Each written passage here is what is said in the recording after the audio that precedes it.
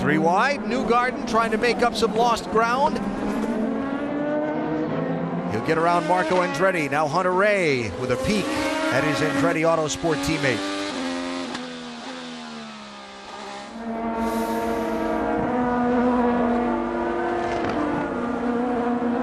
That complex right there, 5 and 6 last year. Everybody said with a downforce on the cars, it was really a non-event getting through that chicane. This year, with 800 pounds less downforce on the car, you really have to calculate, as we see Spencer Pigot getting by on the inside. Oh, Ryan Hunter-Reay might not be so happy with that. He didn't give him much room in the exit.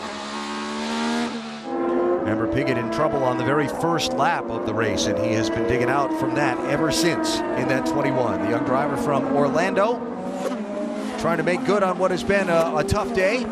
Talking about making good on a tough day, remember Joseph Newgarden gave up 4th place with that spin when he tried to pass Sebastian Bourdais for 3rd, and it looped around. He went back to 21st. He's back up to 14th at the head of this group of cars. So Newgarden trying to make up every championship point he can after the problem earlier. Well, I can promise you he'll pass more than just a handful of cars from here to the end.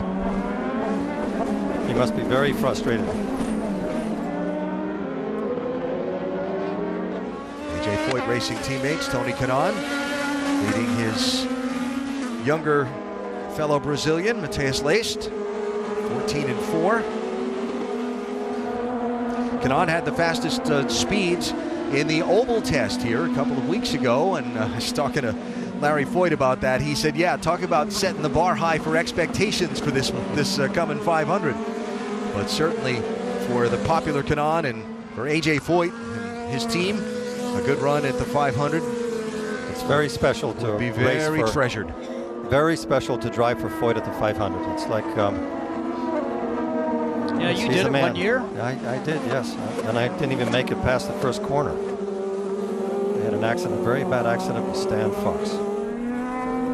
That was a great disappointment. AJ had another incident with those killer bees on his ranch down in Texas that he had to survive, and was in good spirits yesterday, but some of the pictures he showed us about what he looked like in the immediate aftermath of that were not pretty at all. So here and there's a couple of raindrops at a couple of spots on the course. Why not? We had a lot of other things into the mix today in this IndyCar Grand Prix.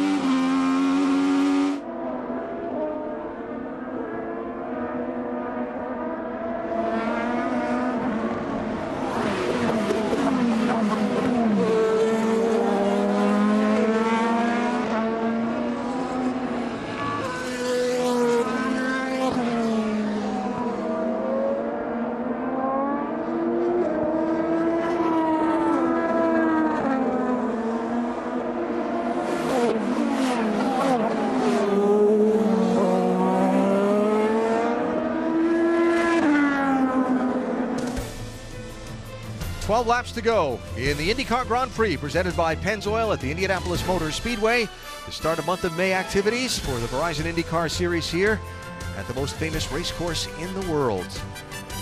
11 laps to go. More reports of raindrops at various parts around the speedway. It was just the last race for the IndyCar Series at Barber Motorsports Park in Alabama after the deluge on Sunday forced the race to be stopped and finished on Monday. A dry race turned wet at the end. And who stopped when for the wet tires kind of played into part of the outcome of the story of the race. Will we see that again today in these final 11 laps, or will it stay dry enough for these teams to stay on the slicks all the way to the finish? And then how does the fuel factor into deciding who's going to win this one? Will Power out in front, tied for second in the history of Team Penske for IndyCar wins with the Rocket Man that we heard from earlier, Rick Mears, when Dr. Jerry Punch interviewed him. You know, this story of this season for Power has been an inability to have a clean race. You think about it, had the turn 1 spin at St. Petersburg when he was racing for the lead. The contact at Phoenix after he led the most laps in the race. The crash in the heavy rain on Sunday at Barber. The only clean race he's had this year was at Long Beach, and he finished in second place.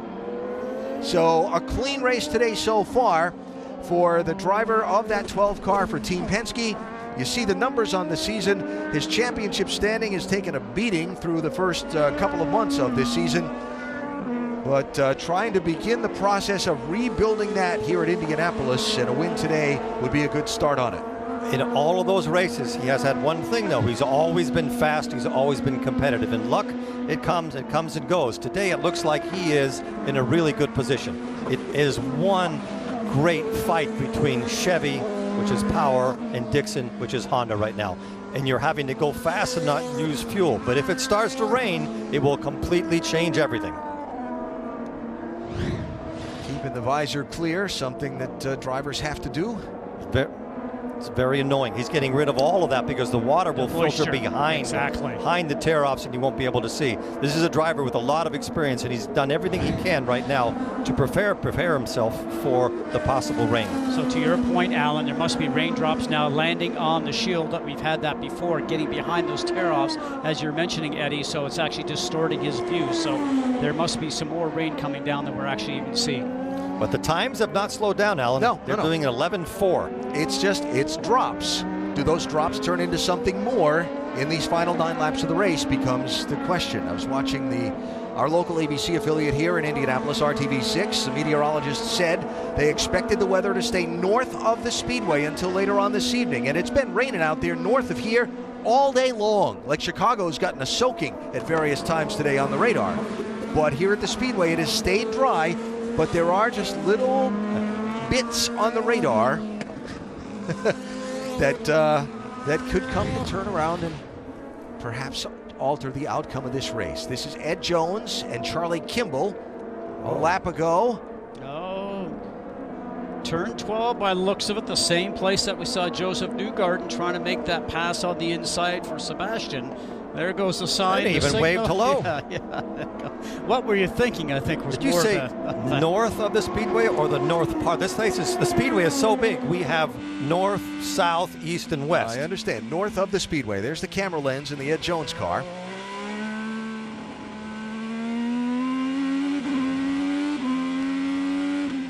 So just little drops, but at this point, certainly not enough to affect the racing surface in any significant way. But I think where Eddie's going with this, that this place is so large from one end to the other end that you can be dry and then rush down to the other end of the straightaway, and all of a sudden the rain's starting down there. So absolutely.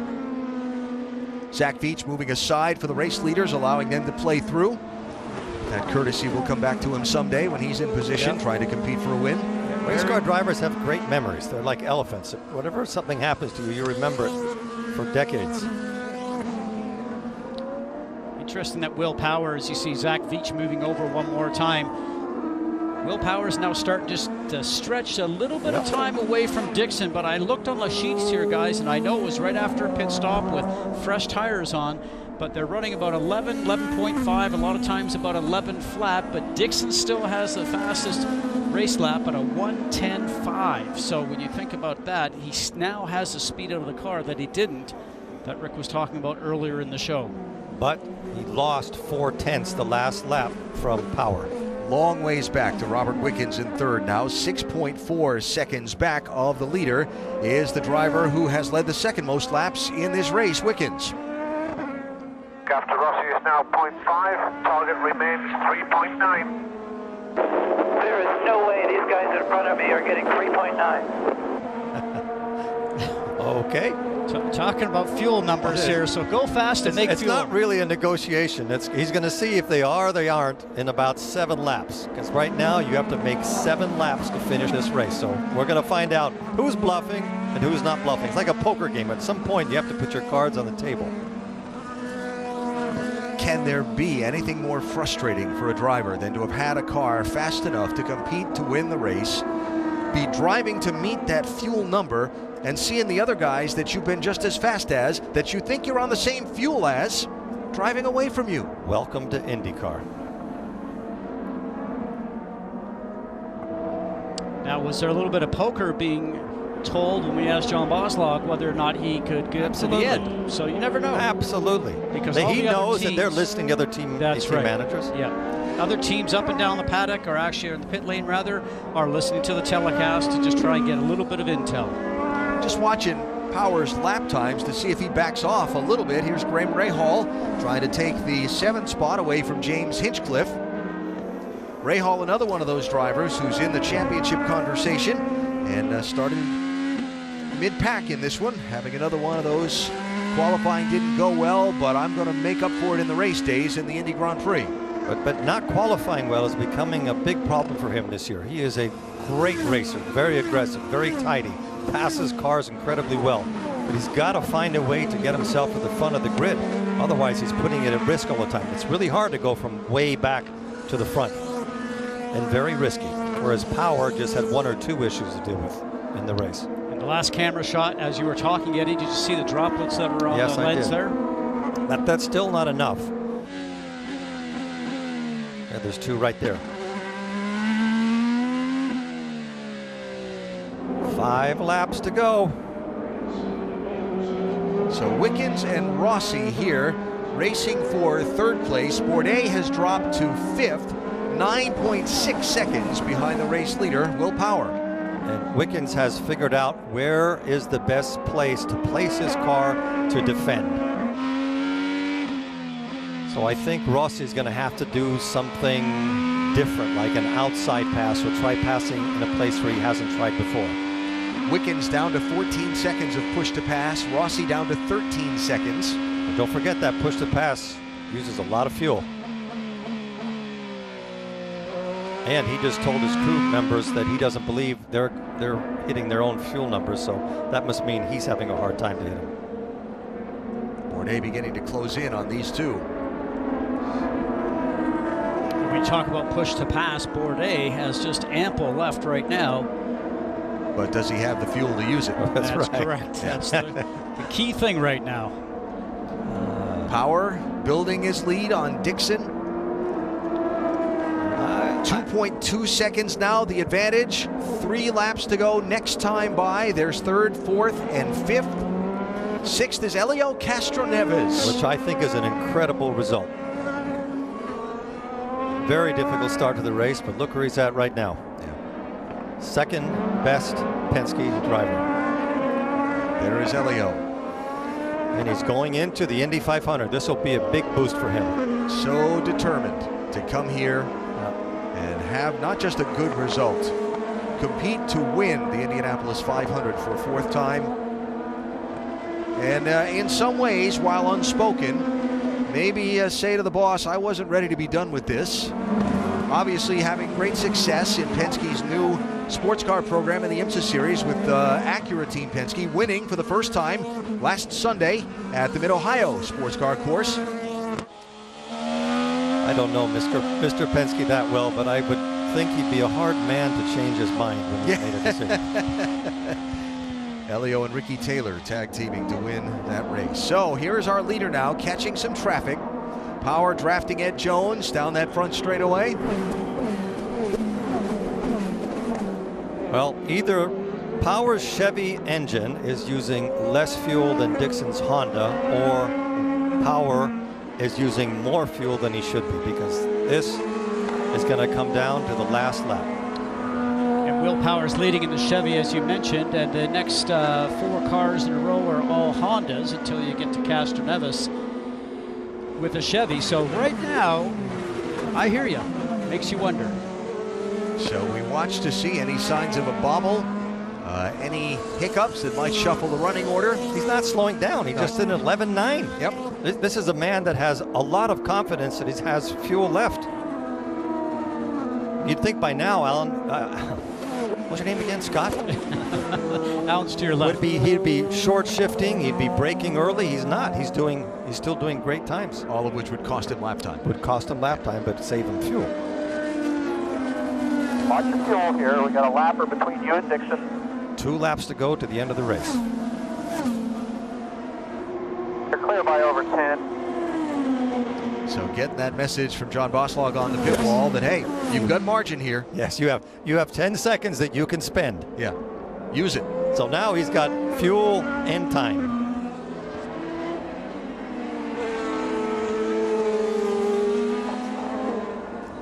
These teams will have 2.9 to Dixon. Gasoline Alley at their disposal until 10 p.m. tonight. The Speedway is closed tomorrow for Mother's Day. They'll come in Monday, finish the job of converting these cars over to oval track configuration, and practice for the Indianapolis 500 begins on Tuesday as we look forward to qualifications next weekend and the race in a couple of weeks. Now we look forward to the last lap and a change of this event for Will Power as he comes up to the final couple of corners. Continues to increase his lead over Scott Dixon a little bit, but yet also hasn't caught and passed the lap car in front of him of Charlie Kimball. I don't think he has to. So the white flag waves at Indianapolis Run hard. over Will Power. Keep your eyes on Will and see if he bobbles. I think that was Mike Hall I heard saying run hard, message to Dixon, if I heard that correctly. So it'll be interesting to see. Means get up there, get close, so if Will Power has a bobble anywhere, you can take advantage. Pretty good fight for 4th and 5th place in this last lap, as well as Rossi is trying to find a way to do something with Bourdais. Wickens is clear of them by a second, but there's the gap, 1st to 2nd. Does Will Power have enough fuel to get around to the checkered flag without Scott Dixon catching him? His last lap, Alan, was 1 second slower than the lap before.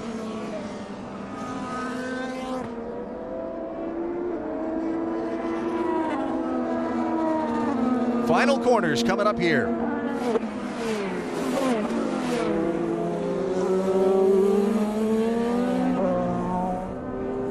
Textbook drive, guys. That is amazing. Great job for Will Power.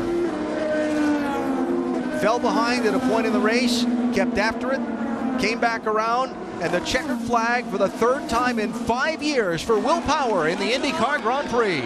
Oh, good job, boys. Oh, my God. Good man, Power. Great job, guys.